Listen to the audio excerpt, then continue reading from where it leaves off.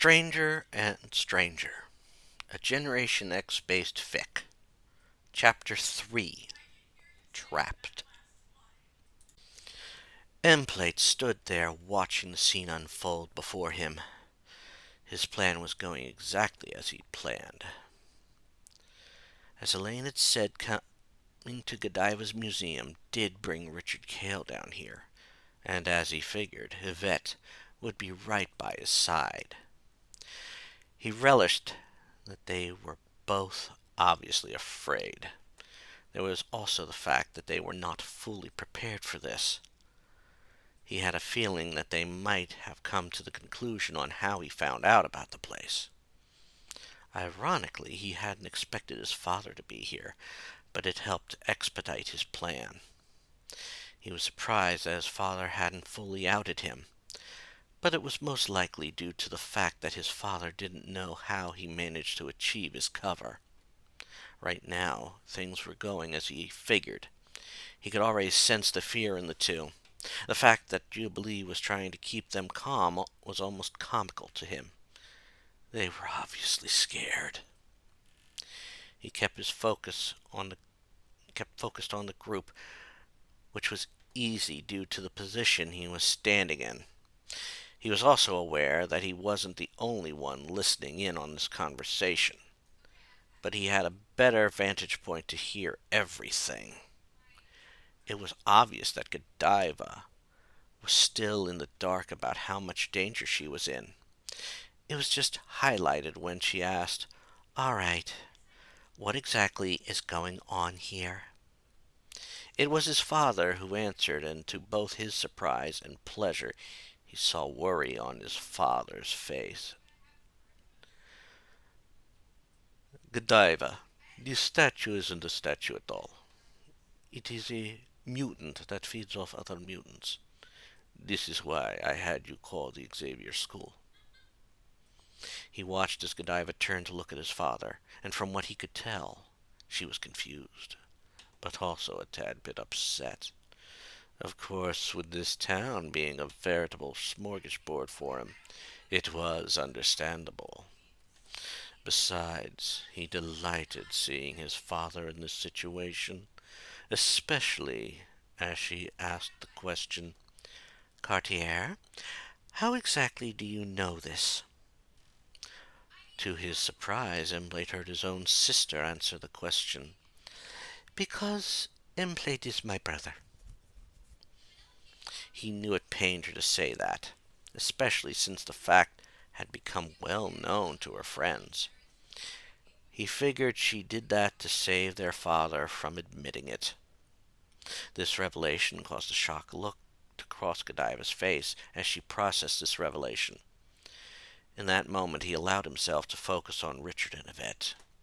The duo still kept their eyes on him. They were obviously watching him for some sign of movement. They would obviously be denied that due to the ace he had up his sleeve. He wondered if the duo suspected that particular ace. Not that Generation X would be ready for it, or at least not in the way they suspected. When Godiva finally recovered from the shock, he watched as she turned to his father and the group and said, "So he's a vampire of sorts? If that's the case, how is he being so stationary?" The two questions caused some to nod, but also caused them all some confusion. They were all trying to figure that out. His father, who did look troubled about it, put a hand to his chin and said, "I have no doubt that he's come here because of the high mutant population in this area." For the moment, he felt his father was trying to hide something. Emplate had kept that in mind when he came here, but his reason was much different, and as his prey started to back away from him, he knew they were aware of his plan. It was Sean Cassidy who was first to say that his father's assumption was incorrect. "Nay, he came for a completely different reason. He specifically came to the museum to lure us down here. Or more specifically, to lure certain people in our group down here." Emplate saw that this revelation had an impact on both Godiva and his father. Godiva was obviously hit with more shock, but his father looked a little more worried. There was something he was hiding that he was very concerned about. Secrets were not uncommon in his family, but he wasn't entirely sure of what was worrying his father. It was his own sister who spelled it out. "You see, Godiva, my brother came here to lure your cousin down here. He found out about your cousin's abilities and decided to capture him in an attempt to increase his own numbers. His interest in Richard was increased when Richard fell in love with Yvette and helped her control her abilities. I feel his plan was to lure Richard and Yvette down here without us, in an attempt to abduct them." Emplate had to give his sister credit for figuring out a good part of his plan, except she didn't realize how much was planned for this. To his surprise, he saw Godiva turn to Richard and remark, "You just seem to make enemies wherever you go. First was Elaine, then Davis, and now this monstrosity." The mentioning of the second name made Richard flinch, and that piqued Emplate's curiosity. He wondered if he could find out more about this figure. He watched, however, as Richard said nothing, but he saw the young man's features start to take on a reddish hue. No doubt he was reacting to the name. He did see Yvette move to comfort him, no doubt reacting to something said between the two in an unspoken way. Everyone else seemed puzzled by that statement, and it looked like Jubilation was trying to get an answer by asking Yvette, "Penny, ask him who Davis is." He listened as Godiva answered the question, no doubt wanting to save her cousin from having to explain. "Davis was at one time Richard's best friend. That ended when he revealed he was a mutant criminal. I won't say any more since it was such a shock that he doesn't even want to talk about it." He saw Yvette nod in agreement, which told him that she was let in on this secret. Again his sister spoke up, this time a bit upset at hearing this news. "You have a mutant criminal after you? Is he hunting you down? This is something you should have told us all about. What if he attacks the school?" He was almost amused by her reaction, as she never revealed their relation until he forced its revelation. That amusement caused him to be caught off guard when Richard responded to her statement. There was anger in his voice when he said it, but Emplate could tell Richard was holding back. He heard something amazing when Richard spoke. "Shut up! At least Davis is imprisoned. You two never said anything about that schmeghead of a brother when you arrived at this school." "I've heard of that since I got to the school." He watched as Richard even glanced at his father, but stopped speaking at that point. What Richard had said told him a lot. He addressed Monet as "you too." He had often wondered what happened to Claudette after that incident years ago. He knew now what had happened and why Monet seemed to be so much older. Claudette was forced to use her power with Monet, creating the older-looking girl. A glance at his father told him that his father had been surprised that that particular information was found out. This changed only one detail in some of Emplate's plans. He was going to have to spare Monet for the time being.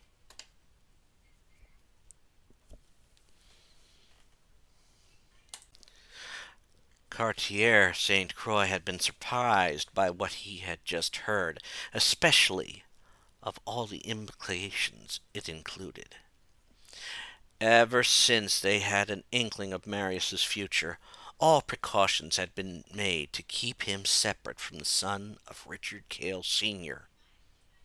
He had been informed when his friend's son had developed mutant powers, but he had done all he could to keep that from his own son. They were also well aware of Monet's secret, or at least the basics of it. He took that moment to look at Monet and asked her, "How did they find out about that?" He watched as she looked down, most likely ashamed by the fact that he found out they knew. It worried him a bit that it was Richard Cale Jr. who had said it. Had it been his mutant power that picked up on what Monet was? And how much had he figured out? After a moment, Monet answered his question, but it didn't confirm everything. Richard found out about the twins after his cousin Elaine attacked the school. I told them about it, and Richard revealed what he could about her. That made him relax only slightly, since there would be no doubt that Monet might not tell them everything about Claudette. He did not, however, know how much Richard might have picked up on. He was momentarily distracted from that thought when Godiva looked at her cousin and said, "Wait, Elaine attacked the school and you survived, Rich? I want to say you're lucky, but I'm trying to figure out if that's a good thing or a bad thing. How'd she even find out you were there when we didn't know you were at the school?" Cartier had a nagging feeling about that, and he glanced over at what he was sure was his son. To his surprise, the red-headed girl named Yvette answered the question. "We suspect that Emplate had enlisted her to help capture us. Since she failed, we believed she was dead." He would have agreed with the young lady on that one, but he had a feeling that it might explain how Marius remained motionless for so long.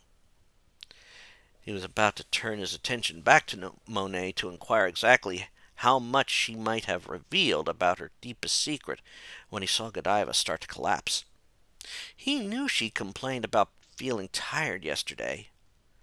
He was also sure she was working a bit harder today than yesterday. Gyukai had run over to Godiva's side to hold her up, saying as she said, "She said she was feeling a bit drained today, more so than yesterday. She was also working like a madwoman today." Cartier hadn't put it together until now.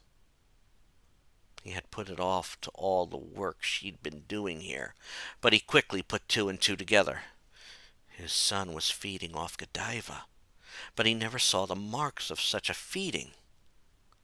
He did realize, however, that one person did put it together, and he wanted to stop Richard as the young man rushed forward with claws out. The last thing he wanted to see was Richard Cale Jr. being captured by his son.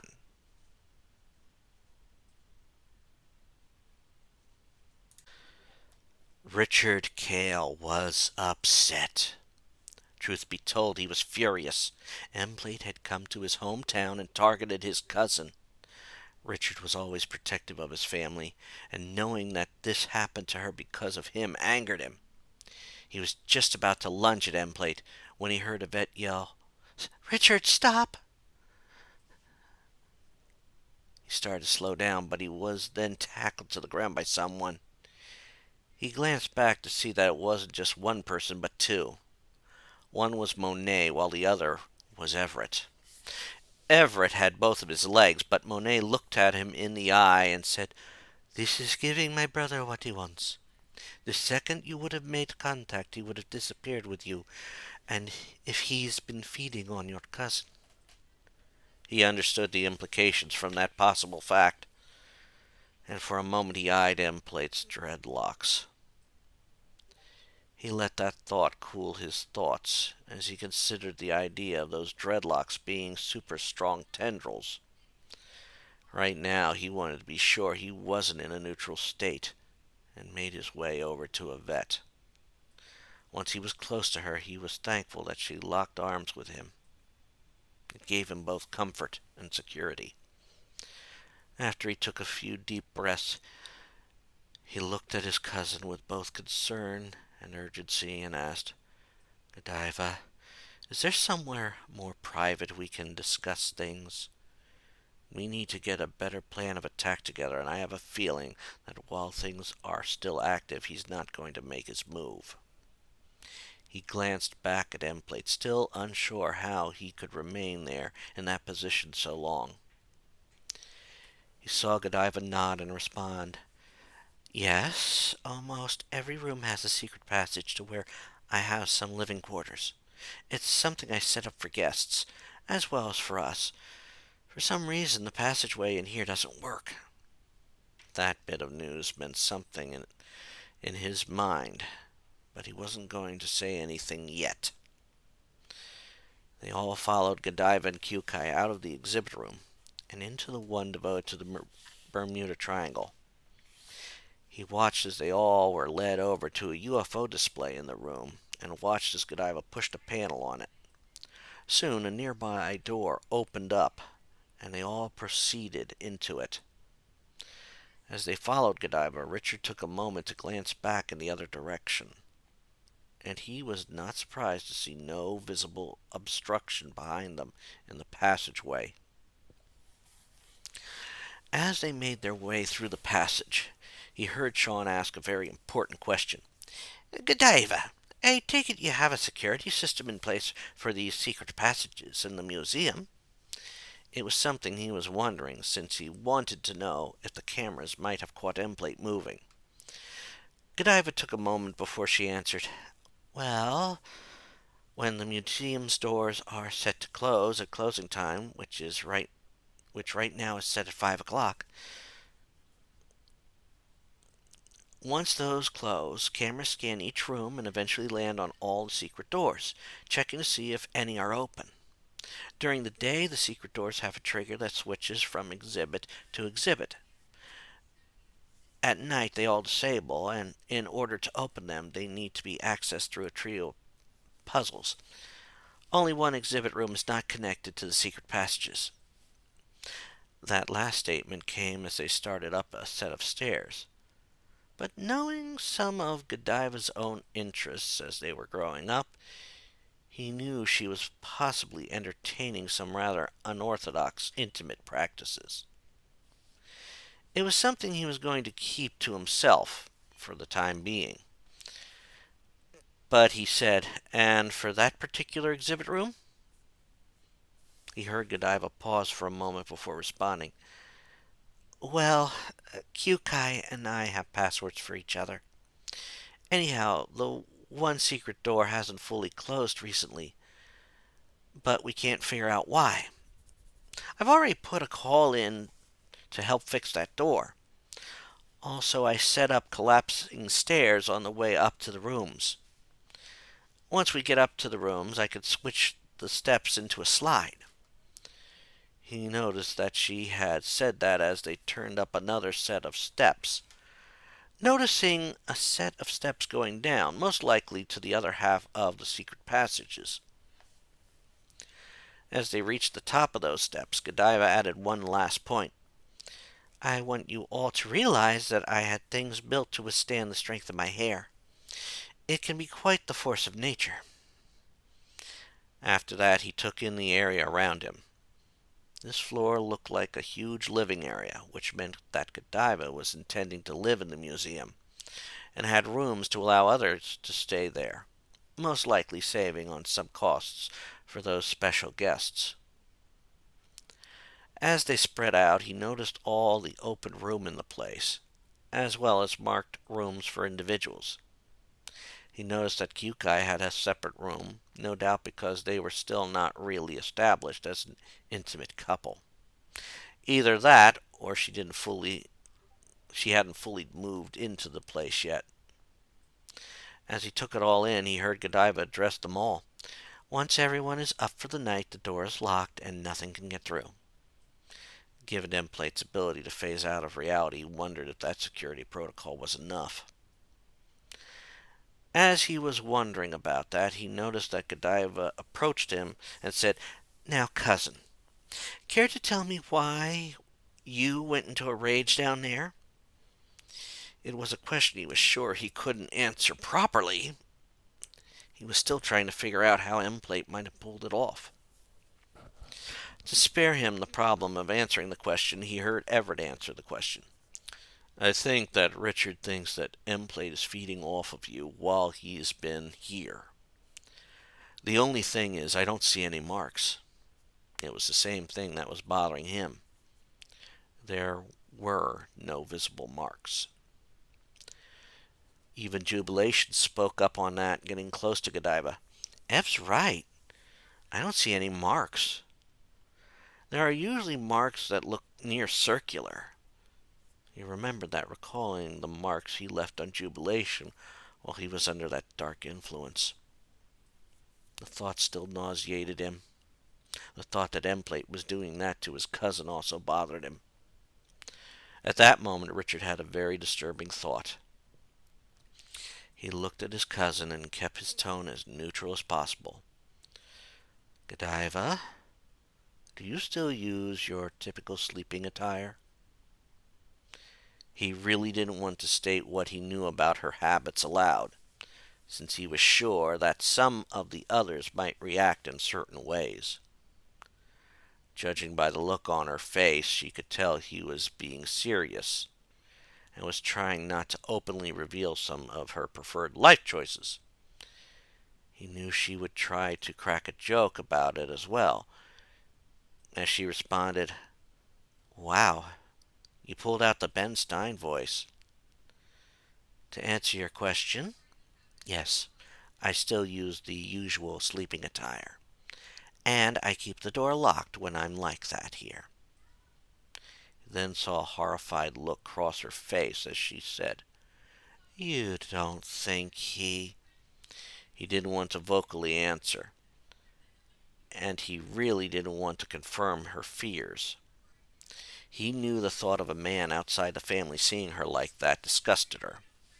Hell, any man looking at her naked disgusted her, and his chance encounter seeing her like that unnerved both of them, even though it led to her calling herself Lady Godiva.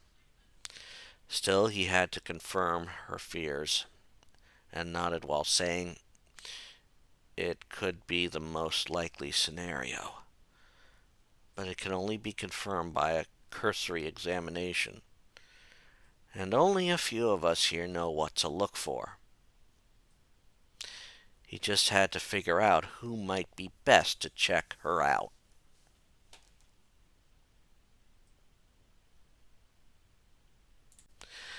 For a brief moment, Angelo Espinosa saw an opportunity and was about to volunteer to examine Godiva. He then recalled how Richard reacted to the realization that Emplate might have fed on Godiva and held his tongue in check. He knew better than to tempt fate. Besides, he didn't want to be a creep about things. Angelo looked at the group and then over at Richard and said, "Richard, why not have Miss Frost do it?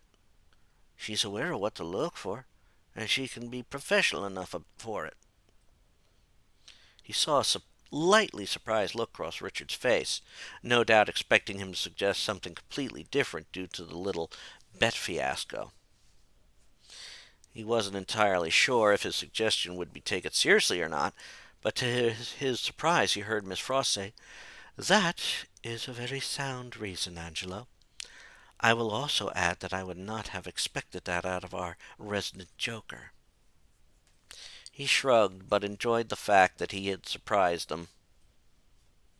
He figured that most of them probably expected him to volunteer himself for the job.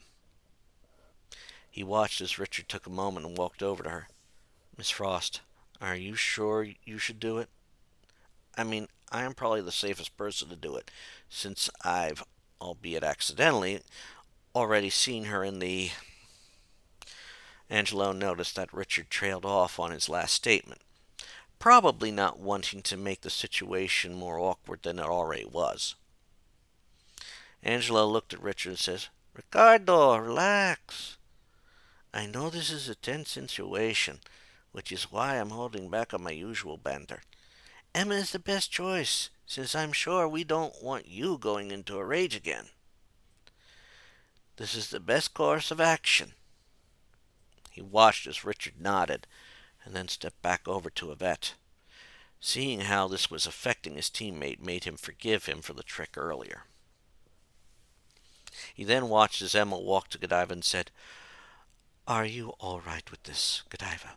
Given how we are almost all strangers to you, I can understand how awkward this can be." He noticed there was an absolute calmness in Emma's voice. He saw Godiva nod at that statement and then said, "Would you like me to extend my hair so we can do this out here? I can make sure no one can see and keep an open pocket around us." It was obvious she was thinking this all over, with the young kids in the room. He saw Emma nod and then watched as Godiva's hair lengthened, forming a shell around the two. Watching it happen was literally amazing and made Angelo wonder if such a thing was possible with all his extra skin. Yes, he could become a virtual blanket. He had become back during the whole Phalanx event, but he didn't attempt it that often. Once the shell was complete, everyone watched, wondering what might be happening in the shell. Everyone looked tense from what he could observe. He saw a concerned look on Kyokai's face, as well as on the face of Monet's father. What he also noticed was that Monet's father was glancing between Monet and Richard, as if he wasn't sure who to be more worried about. He had noticed that he seemed worried when he saw Richard, as if he knew something more about what might be happening. While he was observing this, he noticed Everett coming over to his side and softly saying, "I would have figured you would have volunteered to check Godiva." His friend knew him a bit too well. He quietly said to Everett, "For a moment I considered it, but it wouldn't lighten the mood. It would have made it worse. Besides, I can forgive Richard for that sucker bet right now, and maybe get him back later." He wanted to keep the tone upbeat and hopeful, since the way things were going, the worst outcome was becoming more and more possible. Before anything else was said, a scream was heard coming from the now shifting shell of hair. Once it was clear, Godiva dashed off to the one of the obvious bedrooms, saying, "You need to give me a few minutes." With that, the door slammed shut, and Angelo already had a bad feeling about what it was found. As everyone drew together, Emma looked at the group and shook her head. "He's been feasting on her. He was clever about it, too. He left marks on her back, around her spine, and on the underside of her breasts. Strategically, those are spots that are hard to look at. I can only imagine that some of those marks are more for shock value or planned to enrage certain individuals." He noticed she was glancing at Richard, whose eyes were closed. Angelo could only imagine how much anger he was in at the moment. He just hoped Richard wouldn't do anything rash right now. If Emplate was feeding off of Godiva, he really didn't want to see Emplate's dreadlocks lashing about like whips.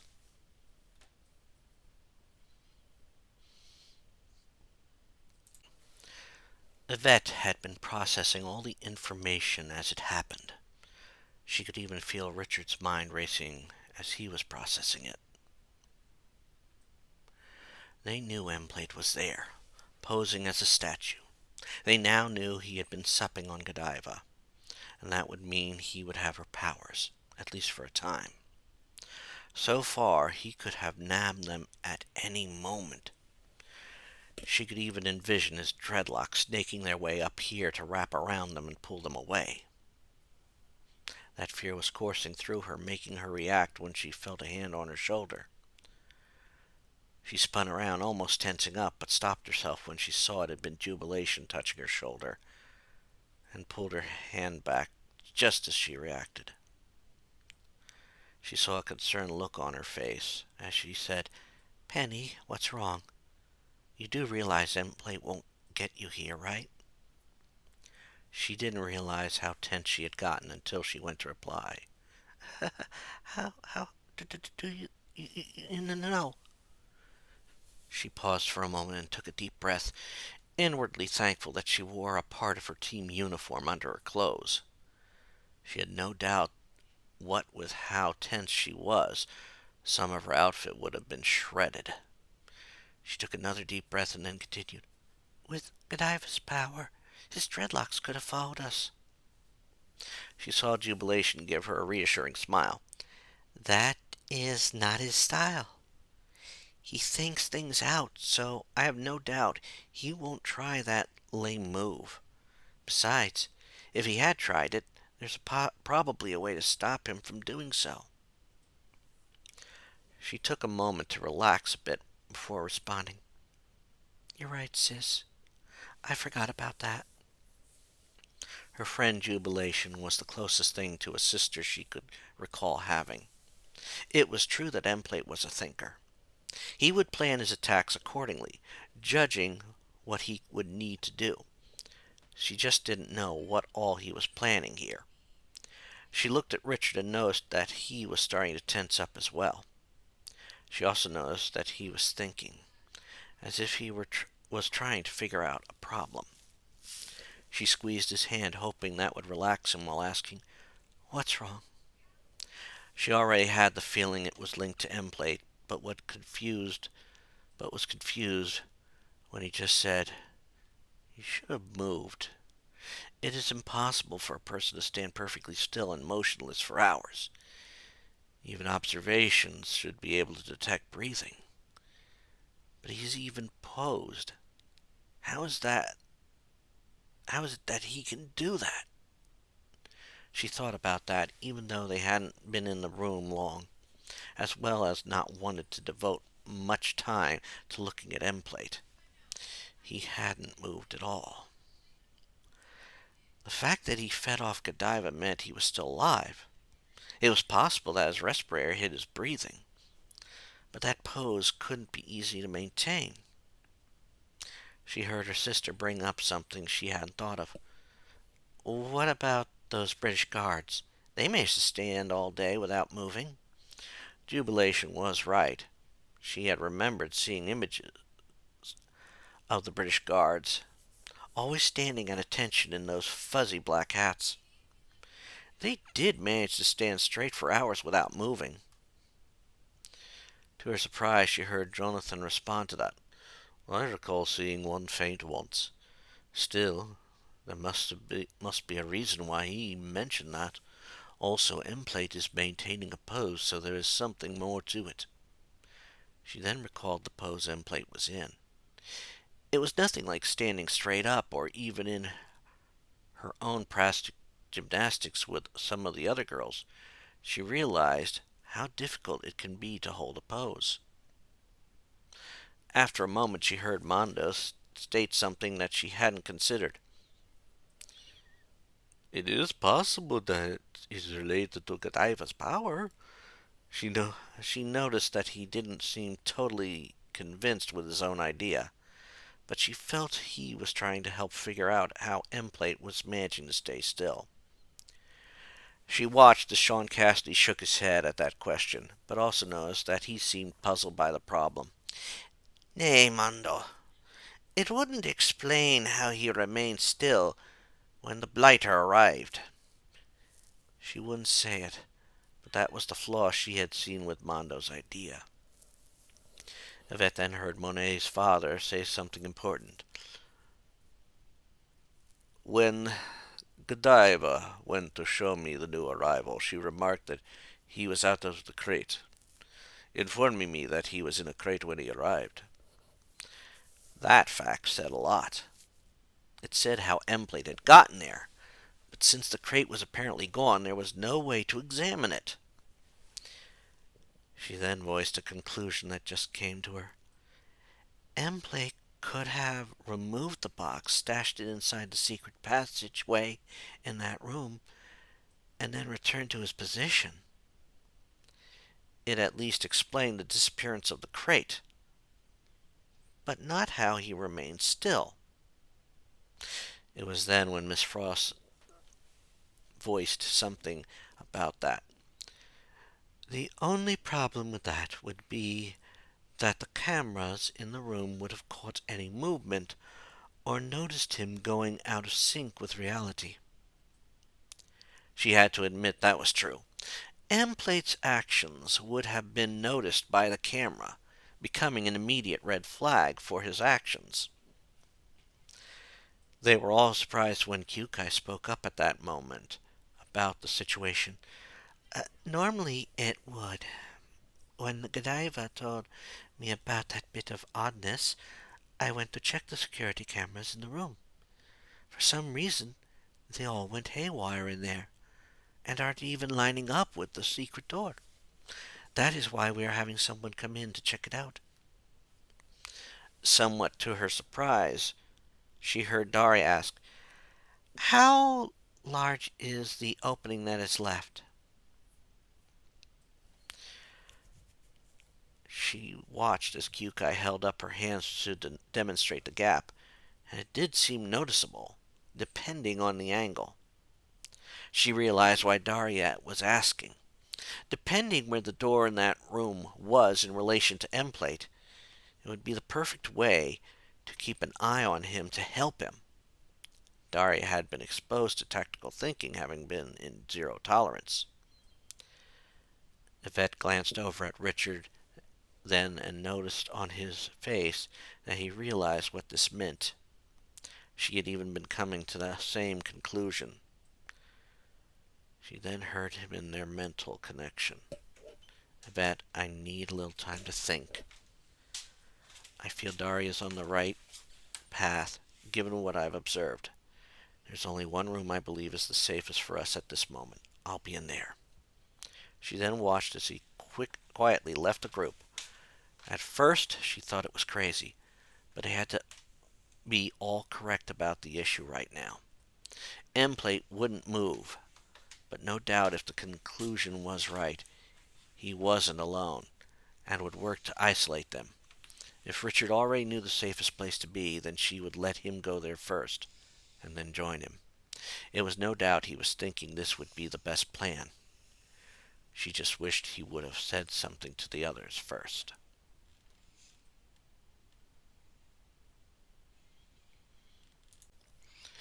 After spending the better part of a few minutes in her personal bathroom retching and splashing her face with water, Godiva left her quarters. She still wasn't thrilled with what had happened to her over the past day or so, and upset that this M-Plate used it as a way to attack her cousin.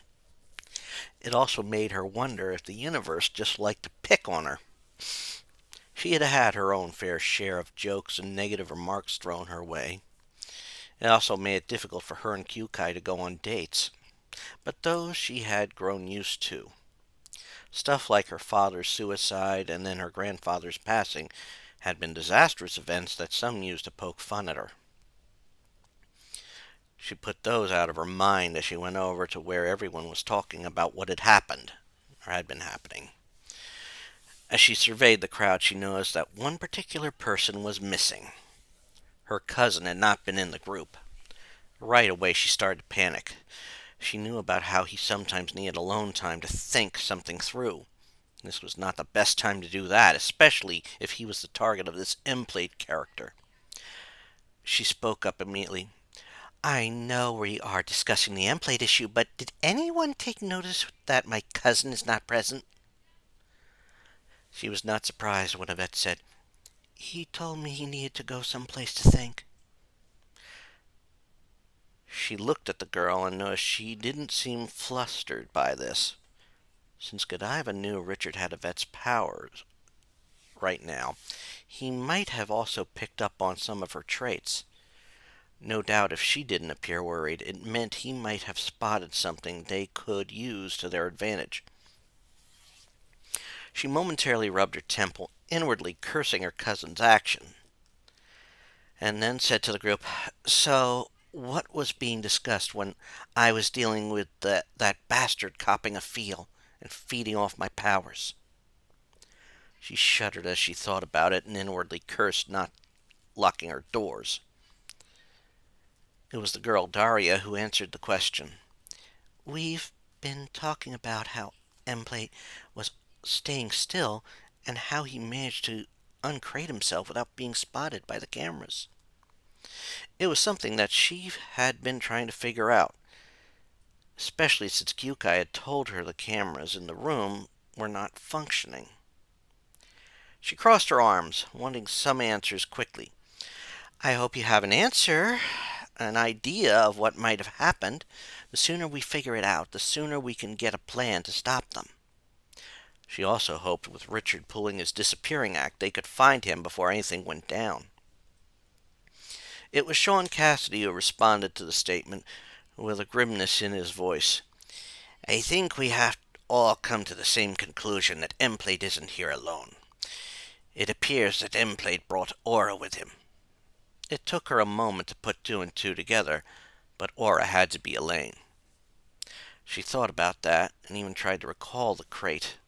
It had been a big crate, and when she saw the statue, she tried to piece it together with the size of the crate.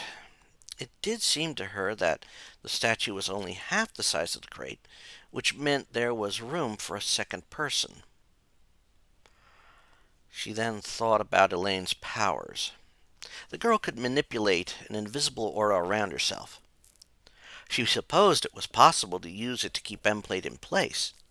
It still wouldn't explain how she could move undetected or hide from them for the past few days. I suppose that could explain the malfunctions, but how is she hiding? Godiva started to glance over in Yvette's direction, but she heard Monet start to say something. Maybe she can. She heard the girl trail off in her statement and looked at her. Monet was apparently staring straight ahead, as if in a trance or some sort. She heard Jubilation say, Oh, great, Monet spaced out again. She picks the worst times to do that. She heard a sigh of exasperation come out of the girl, as well as a few others.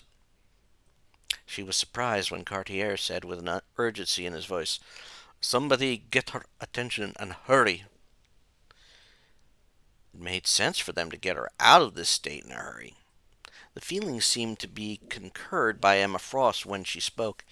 Indeed, we will definitely need her help in stopping Emplate. It was no doubt that she was upset as he was, but she was managing it better than he was. She watched as Jubilation walked over to Monet and with an I've got this look on her face and yelled in Monet's ear, Hey, Em, your brother's coming to kill us all and force you to watch the whole thing. To the girl's astonishment, Monet didn't seem to react at all. Jubilation looked a little surprised by that. Huh, I thought that would do it. She heard Cartier mutter something, but she didn't catch it. She then saw Everett walk over and say to Jubilation, Listen, I know she's had a crush on me and thinks herself a princess, so forgive me if I try this. She already had a feeling what was going to happen, but kept her mouth shut. Sure enough, Everett leaned in and kissed Monet right on the lips. It wasn't anything overly dramatic, in her opinion, but if they were expecting something to happen, they would have been disappointed. The only thing the kiss caused was embarrassment, as well as guilt on Everett's face. What followed after that was what had to be an hour's worth of time to break her out of that state. Some of them tried some rather simple methods, like Angelo trying to tickle her, to some more drastic ones, like Daria turning her arms into a steel pipe and hitting Monet with it. Godiva had to momentarily stifle a laugh as Daria shuddered when she connected with Monet and finally yelped in pain. Some of them even tried pushing her, but she was amazed that the girl didn't even budge. During this time, Godiva noticed two things. The first one was that Cartier was looking more and more worried about this situation. It was the kind of worry that she would associate with something secret being revealed at the wrong time. She had similar worries before she finally outed herself as a lesbian. Thankfully, her mother and brother had been accepting of it, but she had worried a little that Richard would reveal it before she said so. The other thing she had noticed was that at some point Yvette had headed down the steps to the museum. She didn't doubt that the girl knew where she was going. She had a feeling Richard might have told her where to meet him, and she had no doubt that Richard wouldn't be anywhere near the last exhibit room in the museum. Still, she had a feeling they might even know where to hide wherever they were. Eventually, she decided that this process was taking too long. So she walked over and said, "Let me try something." She then walked over to Monet and leaned in close. She wanted to be sure no one would overhear what she was going to say, since she wasn't sure how anyone would take it. Still, she wanted Monet to know that if anything bad happened now, she would hold the girl personally responsible for it, and she wouldn't hold back. The statement had the desired effect as Monet apparently blinked and jumped in astonishment. It was punctuated as the girl uttered, "Mon Dieu!" She also saw the girl look at her, and for a moment she was certain she saw something in her eye.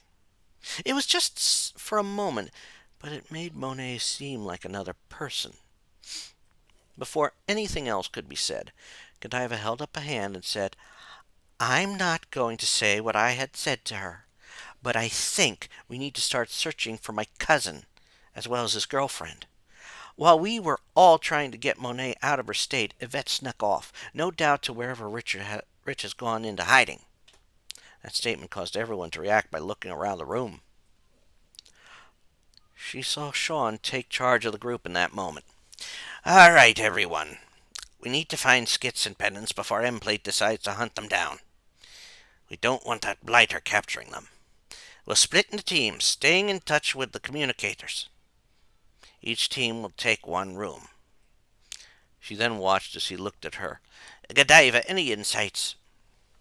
She nodded, recalling the reactions to the various exhibits in the museum. "Well, I'd say we rule out the Demons exhibit, as well as the Inhumanities exhibit." She only ruled that one out due to the effect it had on Yvette, whom they might be calling Penance. Now, I'd also rule out the lobby and presentation room, as they really don't have a lot of hiding spaces. She saw Sean nod and then turned to the group. "All right, you heard Godiva. So let's split up into groups. We have 9 rooms to search, and we don't know how soon Emplate is going to make his move. Keep in touch with the communicators, and if Emplate does start to move, hide. If he's searching, he doesn't have them." With that, Godiva watched as he set up the groups, and each gave them a room to search.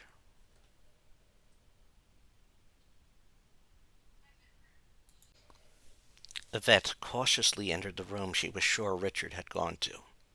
The theme of the room still unsettled her, but the fact that the room had no secret passages and passwords on the doors told her that Richard deemed this room the safest. That did very little to calm her down, but if Richard was braving it, she would too. She just hoped it would keep the room safe from Emplate's phasing ability. As she crept through the room, she spied Richard sitting on a step, staring at a device she knew about. It was a guillotine, or a model of it. The replica of the blade also made her shiver. Why did the blade captivate him so right now? She decided to let him know she was there by quietly coming up behind him and leaning down to whisper in his ear. She figured he would also appreciate the playful humor in it as she said, "A penny for your thoughts?" She also figured he'd respond to her nickname amongst the others at the school. She wasn't surprised when he turned a little, wrapped his arms around her, and pulled her down until she was lying across his lap. She looked into her lover's eyes and smiled at him. He returned the smile with his own wry smile and said, "A penny for my thoughts. Did you want me to take you up on that offer?" She was pleasantly surprised when he gave her a quick kiss. After that, he kept his eyes on her and said, "So you figured out this was the safest place in the museum?" She sat up on the step and took his hand. "Yes, but why are you so sure this is the safest place? And why are you looking at that device?" She pointed over at the guillotine model and sighed a little. She actually didn't want to see him being so morbid about this whole situation. She felt him squeeze her hand and respond to the question. "I guess I feel it is a bit symbolic of this whole situation. The man who made this wanted it to be a painless execution to its victim. Sadly, some time later, the same man was victim to its blade. A bit ironic that we could end up in a similar situation." That last statement made her shudder, but she felt him hold her a little closer to him. They turned away from it, and she decided to ask a key question. Why do you think this room is the safest? I know Godiva said there were passwords on this room, and no secret entrances to this room, but I don't fully understand why. It was the truth, and it didn't help with the fear this room was inducing in her. She watched as Richard pointed to the various devices in the room. Godiva stated she got these from some alternative club. It was probably to cover up the fact that this room has a dual purpose. She blinked and Richard looked at her. Let's just say Godiva has had a secret interest in stuff like this. Kind of hard to admit it when you aren't of age. That made her gasp for a moment, and then thought about the revelation. If these devices weren't used but made to order, it was possible that these devices could be built to withstand anything. She blinked and said, You mean that all these things could withstand Godiva's hair? And maybe... She watched as he nodded. First thing I did was scratch at one of the manacles. She watched as he tensed up a hand to be claw-like and twitched his fingers. Didn't even leave a scratch. So this is something we can use to our advantage. Would make it difficult to separate us. She nodded in response and felt a slight chuckle form in her. She looked at Richard and said, The room I fear the most is the safest place in this whole building. Have you scoped out for some hiding spots in the room? When he nodded, she started to feel a bit safer about the whole situation, hoping they would make it through this nightmare intact. She then thought about it for a moment and said, We better tell the others we are safe. She reached down to the communicator she had and tried to signal the others. She started to worry when she got nothing but static. She turned to look at him and saw he was now doing the same thing. After a moment, she saw him slap his hand to his face as he just realized something. Of course, they probably set up this room to jam any frequencies. He shook his head as if he hadn't considered it. To be honest, I should have expected that as well. People don't always want to share their private lives or private moments. Hell, this place would probably be a blackmailing gold mine. She then watched as he looked at his watch. At least they have time to find us. I don't think Emplate will move until the museum's set closing time. She glanced around the room and then looked up at something she hadn't noticed in the room before. Do you think they would have been aware of the camera in the corner? She pointed up to it and watched as Richard looked up at it. She could tell he was mulling it over. After a moment he turned to her. Well, we can disappear into the shadows. Of course, I wouldn't be surprised if they deactivated it when they are in here. We just have to wait and see. He then took her hand, and she felt she was safer with him right now in this room. Besides, I will do all I can to keep you safe. I'd risk my life for yours. She leaned in closer to him and quietly said, Kiss me. He did, and she felt safer than she ever felt before, despite how much this room scared her. He was right. This room was the safest place in the whole building.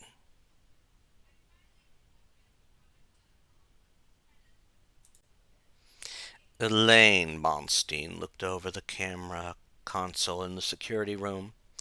She had headed over to the room after the others had gone up to the living quarters that Godiva had set up. Her eyes were focused on the camera in the Inhumanities exhibit, and she hated what she saw. She was looking at Richard Cale and Yvette holding one another and even kissing. His happiness was disgusting to her. She looked away for a moment and faced her own lover. They're alone and in the Inhumanities room. Emplate, the main enemy of Generation X, walked over to her and responded, I see. No doubt they have realized that you are here with me. They obviously picked that room due to how secure it is. A shame that I know the one password for the room." She watched as he turned to look at her and said, "You were correct in suggesting this plan, my love. Richard came when he heard I was here. A shame that he and Yvette didn't come down here alone. I did take that into account, though." She looked at him and looked right in his eyes. She could see how much he enjoyed causing pain to others. She took his hand and said, "Don't worry. I already have a plan in place. I can use my powers to keep them contained in one area while you secure them. Remember that I helped you get at Godiva." She remembered that he had felt a bit leery about doing that, but she told him it would cause Richard a lot of emotional pain. While it did help that Godiva was a very sound sleeper, she would have delighted in hearing the screams Godiva would have uttered when the feeding was happening. Her brief thoughts on that got interrupted when she noticed Emplate was now looking at the console again. She watched as he walked over to it, hearing him say, "Something is afoot." She followed him and was surprised by all the activity she was seeing. At least two of all the people were entering all the rooms. The room devoted to myths had her lover's father and sister in it. The creatures exhibit had the one named Jubilation and Everett in it. The extraterrestrial room was being checked by Mondo and Daria, and Elaine momentarily envisioned a very nasty fate for the girl who ruined her last attack. The ghosts exhibit was being checked by Emma Frost and Godiva, while the exhibit room next to it had Jonathan and Paige in it. She licked her lips, anticipating giving the girl another serious injury. She was also surprised the girl was moving now, unless Generation X had some good medical facilities. On the other side of the Inhumanities room, the inner Earth-themed room had two strange boys in it. She wasn't sure which one was which, but Emplate had told her they go by the names Artie and Leech. The room for ancient civilizations had Sean and Kukai in it, and the room before the demons exhibit had Angelo and Franklin Richards in it. She remembered Angelo's skin trying to get at her, and inwardly she wouldn't mind inflicting some pain on him as well. Emplate had told her all their code names, but right now she didn't want to use them. Using the code names in her mind made things less personal. She did, however, figure out what was going on. "Damn it! They must be looking for Richard and Yvette. They might even find them before we can act." This was not how things were supposed to happen. With them spread out like that, it would be tougher to keep them from stopping her and Emplate. To her surprise, she heard Emplate laugh at that. She watched as he was looking over the console while explaining, "Quite the contrary. None of them are heading to the Inhumanities exhibit. They probably got the idea from an exhibited discomfort that Yvette wouldn't go in the room. Richard, however, figured out the alternate purpose the room serves, so he probably determined how secure and private the room is. No secret passages, minimal cameras, and those doors have a password on them once activated. It is a literal fortress after hours." She looked at her lover and asked the important question. "After hours? Which we aren't close to yet. Or do you have something in mind?" She watched as he pointed to one switch. "Godiva obviously planned for something, as she had an emergency lockdown on the console here. I also know Godiva's password into that room." That made her smile, figuring he got it during his feeding sessions. "I should also note that Godiva and her lover Kukai are on the opposite sides of the room, as their doors to the rooms are. Fate is smiling upon us." Elaine smiled an evil smile and went over to the control panel. "So, we close the museum early, then you get into the exhibit, change the password, and capture them. No doubt when they try to get in, I can join you and we escape with them." When he nodded, she pushed the button to initiate the lockdown procedure. In an instant, all the lights in the museum dimmed. A brief glance at the camera showed a majority of them focusing on the secret doors as they closed with a click. She also saw the doors between all the exhibit rooms closing and sealing. Soon, an automated voice spoke through all the intercoms. "Attention! The museum has now been shut down due to an incident. All lockdown precautions have been initiated. Please remain where you are until security comes for you." Some of the other cameras placed in the room showed the confusion on the Gen Xers' faces. She returned her eyes to the camera in the Inhumanities room, and she saw the loving couple look up at the camera. She was surprised when Richard then lunged at the camera with a claw out before it went dead. She heard Emplay chuckle then and say, "He knows. They are probably taking measures to protect themselves." She then laughed as well, knowing it wouldn't save them. Before the day was done, she and Emplate would be successful.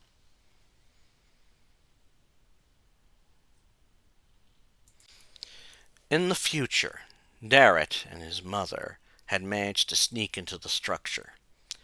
To his amazement, the interior had been relatively devoid of guards, but he had no doubt because the evil ones thought the place was secure enough.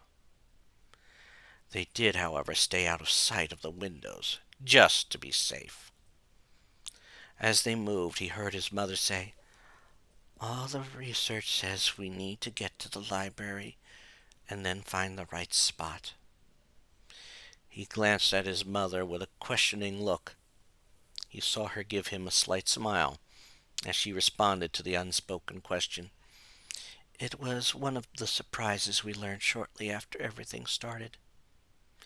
His family were one of those fighters of the dark forces." Darrett let out a disgusted sound as they searched the building for the library. "Hard to believe they were ever possible of good. Look at what they've done to the world." The world was in chaos, as the number of free people and mutants could be counted on one hand.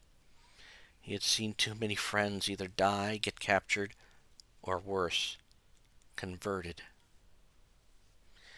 As his mother opened the door, he heard her say, "You never got to see them before this all happened." When Marius St. Croix realized how far he pushed them, he quickly turned to his former foes. "We just didn't know how fast they moved." He then saw her motion him over to the door. "However, since then we learned a lot about what his family was meant to do and found out his family had something that could stop all this." Once they were inside, he quietly shut the door and then looked around. It was a massive library, and he couldn't believe what all had to be in the room. Without seeing the titles, he could tell there was some sort of aura in the room. He actually had to keep himself from gasping aloud before he asked, "So this thing is in here?" He was surprised when his mother responded, "No, the door to where it is in here. I have an idea where the hidden switch is, but we need to find it to open the door." He sighed when he heard that. He just hoped they would have time to find the switch. Just because they hadn't encountered any guards didn't mean there weren't any about. He just hoped that they were going to find the item they sought to fix this mess. He didn't know what it would be, but it could stop the drastic moment that caused all this to begin with. It gave them one last hope.